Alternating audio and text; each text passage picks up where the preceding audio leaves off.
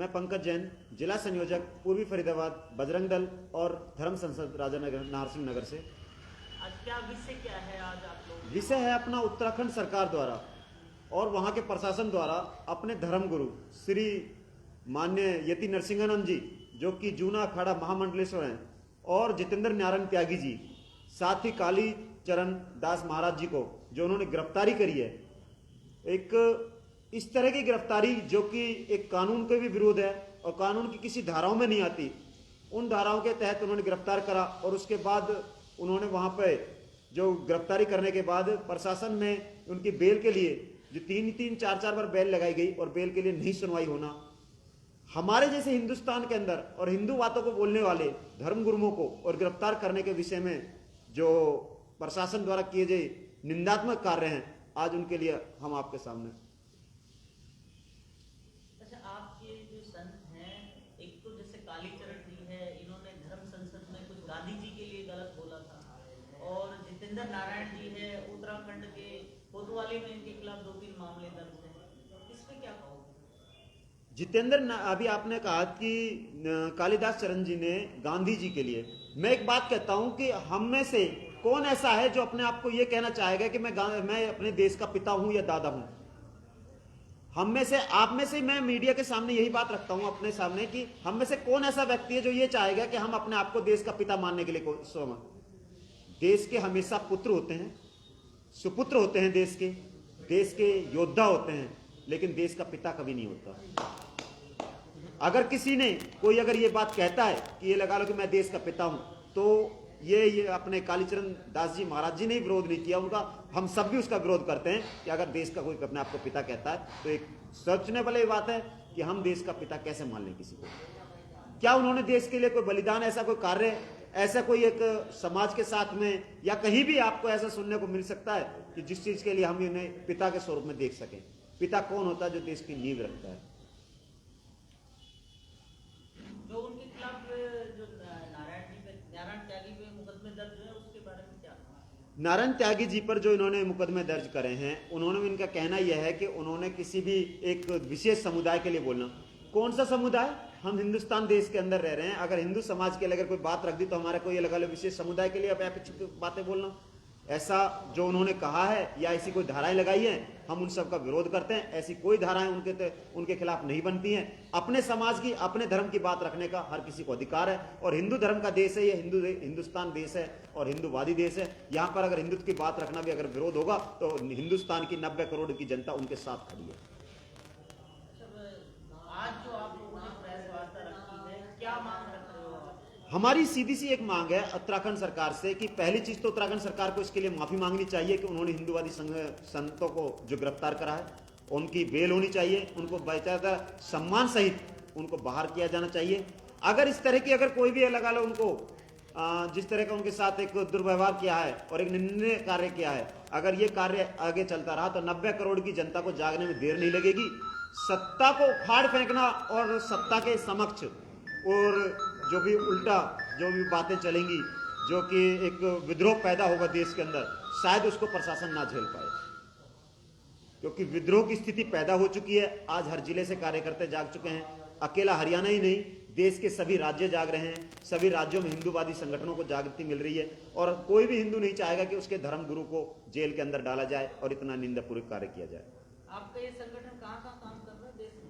देश के हर जिले में अपना संगठन कार्य कर रहा है। ऐसा कोई संगठन नहीं, कोई जिला नहीं है, कोई राज्य नहीं है जिस राज्य के अंदर हिंदू स्वाभिमान और अपने यति नरसिंहानंद जी दासना जी के महाराज के द्वारा जो चलाए गए संगठन वो किसी राज्य में कार्य ना कर रहे हैं।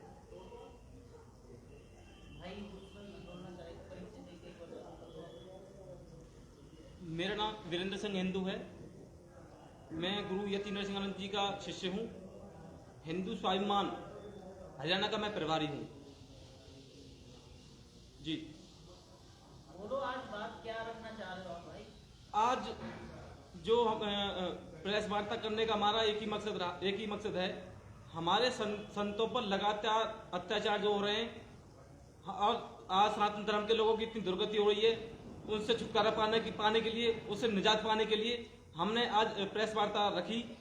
हमारा एक ही मकसद है, हमारा एक ही मूल है, सनातन वैदिक राष्ट्र की स्थापना।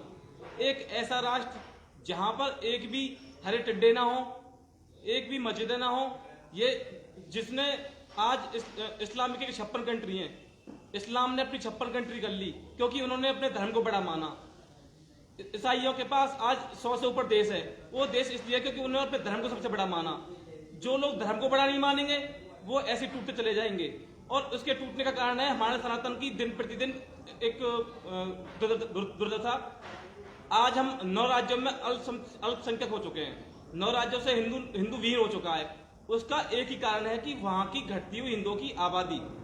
आज हिंदुओं की जो आबादी दिन प्रतिदिन घटती जा रही है, और दूसरी जो मजहब के लोग हैं उनकी आबादी लगातार बढ़ती जा रही है, जिसके कारण यह हो रहा है कि हमारे मकान लगातार इनके द्वारा खाली किए जा रहे हैं। हिंदुओं को सताया जा रहा है, मठ मंदिरों को तोड़ा जा रहा है, मूर्तियों को तोड़ा जा रहा है, हमारे देवी देवताओं पर अपराध टिप्पणियां की जा रही हैं, और हमारे साधु संतों पर अत्याचार किया जा रहा है। देश में सरकार हिंदुत्व की है, बीजेपी की है, और लगातार प्रदेश, चाहे वो उत्तर प्रदेश हो, हरियाणा हो, उत्तराखंड हो, ज्यादातर जो प्रदेशों में है बीजेपी की सरकार, हिंदुत्व का जो झंडा है वो पूरा बुलंद किया हुआ है इन लोगों ने। लेकिन फिर भी आप बता रहे हो कि हिंदुओं पे अत्याचार हो रहे, साधु संतों पे। कहाँ चूक हो रही है कि ये सरकार या तो वास्तव में ढोंग रच रही है इस चीज का कि हम हिंदू हितेशी हैं, साधु संत हितेशी हैं? क्या कहोगे इस पर? देखो, हमारे चुने हुए नेता, हमारी चुनी हुई सरकार, ये सरकार मोदी जी प्रधानमंत्री इसलिए बने क्योंकि उन्होंने मुसलमानों की टोपी नहीं पहनी। लोगों ने समझा हाँ हमारा हितैषी कोई है और हमें इनको देश का प्रधान बनाना चाहिए। लेकिन आज हमारे साथ इतना दुर्व्यवहार, हमारे साधु संतों पर लाठीचार्ज, साधु संतों को जबरदस्ती जेलों में ठूसा जा रहा है। तो हमारा तो सरकार, मैं ये नहीं कह रहा कि ये कमी सब हमारे समाज की है, हमारे संगठनों की है।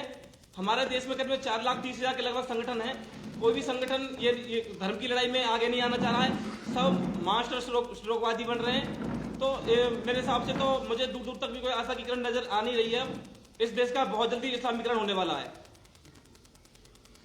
क्या बस यही बात है और कुछ बात है? देखो, ये अभी भाई अपने वीरेंद्र भाई ने बताया कि हमारे देश के प्रधानमंत्री नहीं चाह रहे कि ऐसा कुछ हो रहा है, या देश के मतलब कि कार्य हिंदुवादी नहीं हो रहे हैं।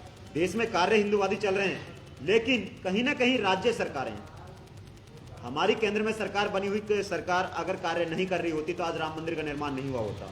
आज अगर केंद्र में बैठी सरकार अगर कार्य नहीं कर रही होती, 370 जैसी धारा नहीं अड़ गई होती। लेकिन कहीं ना कहीं राज्य सरकारों में उनके जो यहाँ पे नीचे की बैठी हुई सत्ताधारी हैं, उनका उद्देश्य है कि सत्ता पाना।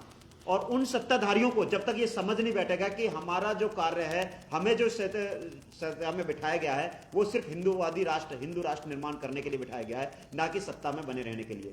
सत्ता में बना रहना था। 70 साल पुरानी सरकार में क्या बुराई थी? जो 70 साल से हमारे ऊपर राज कर रही थी, उस सरकार में भी कोई बुराई नहीं थी। वो भी तो हमें जीने का अधिकार दे रही थी। जी तो हम भी रहे थे, हमारे दादा बुजुर्गों ने भी जीवन जिया था, और जी आज भी रहे हैं। लेकिन हमारा उद्देश्य यह था कि जो जीवन हमने जिया वो हमारी आने वाली पीढ़ी ना जिए।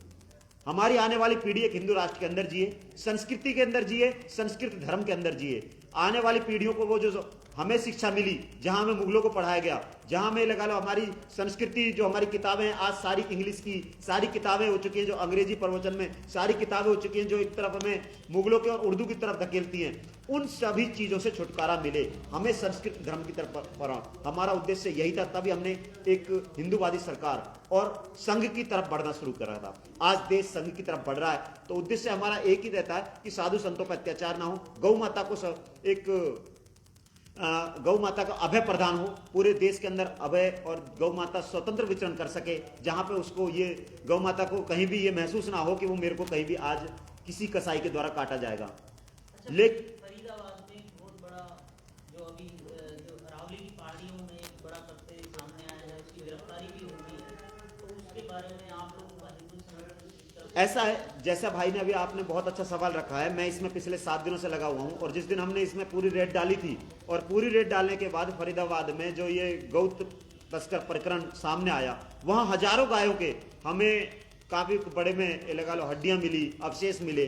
और उसके बाद हमारे टीम के मैन अशोक बाबा जो कि बल्लमगढ़ से हैं, उन्होंने इस टीम प्रकरण को, इसके बाद हमने सरकार को उसके खिलाफ कंप्लेंट भी दी है, और जहां पर एमसीएफ अपने म्यूनिसिपल कॉर्पोरेशन नगर निगम ने उसमें उन्होंने अपने आप हाथ खड़े कर लिए, उनका कहना है कि हमारा इसमें, लेकिन सबसे बड़ी बात यह अगर उनका उसमें रोल नहीं होता तो वो जमीन भी तो वो कह रहे हैं कि हमारी है।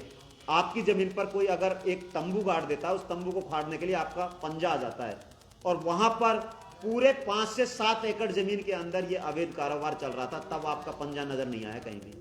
लेकिन आज का मुद्दा हमारा फरीदाबाद को लेकर नहीं है, पूरे देश को लेकर है, क्योंकि ये संत एक फरीदाबाद के संत नहीं है, एक राज्य हरियाणा राज्य के संत नहीं है, ये पूरे देश के संत हैं। यति नरसंगानंद जी, उनके साथ हुई जो कठोर बर्बरता है, ये कोई गिरफ्तारी नहीं है, बर्बरता है। गिरफ्तारी तब होती जब किसी संत को, आपने भी देखा होगा, किसी नेता को एक गिरफ्तार करते हैं तो बड़े सम्मान से चले जाते हैं, लेकिन इन्होंने जो गिरफ्तारी करी है, किस तरह से रात्रि के समय 9 बजे ने महामंडलेश्वर को, एक जूना अखाड़े महामंडलेश्वर जी अपने शांतिपूर्ण धरना दे रहे थे, उनको 9 बजे रात्रि में उठाना। रात्रि 9 बजे किसकी गिरफ्तारी की जाती है? मर्डर केस वालों की। रात्रि 9 बजे किसकी गिरफ्तारी की जाती है? टाडा केस मुसलमानों, टाडा केस में लगे हुए अपराधियों की। क्या वो टाडा केस के मुजरिम थे? क्या वो देशद्रोही हैं? क्या वो ये लगा लो कि किसी का मर्डर किया उन्होंने, जो उन्हें रात्रि 9 बजे गिरफ्तार करा गया? और इस विरोध का एक ऐसा प्रकरण चालू हुआ है। मैं फरीदाबाद से ये चेतावनी देता हूं, उत्तराखंड सरकार को चेतावनी है, सभी प्रशासन अधिकारियों को चेतावनी है, अगर प्रशासन ने सुनवाई नहीं करी, उत्तराखंड सरकार नहीं सुनवाई करती है, आवाज फरीदाबाद से उठी है, हरियाणा प्रांत तक जाएगी, देश के हर कोने तक जाएगी, हर हिंदू जागेगा, और ऐसा ना हो विद्रोह इतना भयंकर हो जाए कि जो संभाला ना जाए। गौ माता के लिए, संतों के लिए बजरंग दल, हिंदू स्वाभिमान, धर्म संसद और जितने भी संगठन हैं वो तत्पर हैं, 24 घंटे खड़े हैं। हमने अपना जीवन इसीलिए निस्वार्थ भाव से संगठन में अर्पण किया है कि हम कभी भी, क्योंकि हमारा उद्देश्य अपने घरों को बचाना नहीं है। घर तो बच गए, घर तो अगर नहीं बचे होते तो हम ही जीवित नहीं होते, घर तो हमारे बुजुर्गों ने बचा लिए। हमारा उद्देश्य है देश में संतों को बचाना, देश में गौ माता को बचाना, देश के अंदर संस्कृति, अपनी संस्कृत भाषा को वापस लाना।